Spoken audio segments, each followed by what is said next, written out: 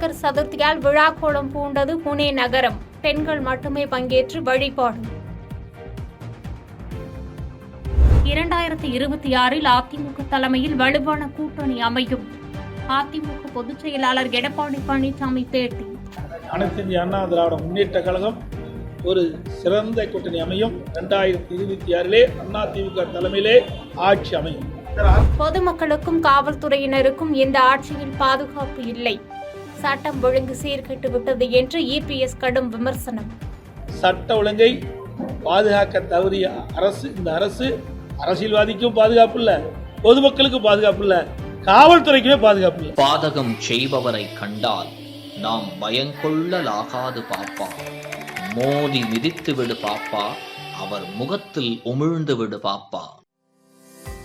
அண்மை செய்திகளை உடனுக்குடன் தெரிந்து கொள்ள இணைந்திருங்கள் இயம்நாடு தொலைக்காட்சியுடன்.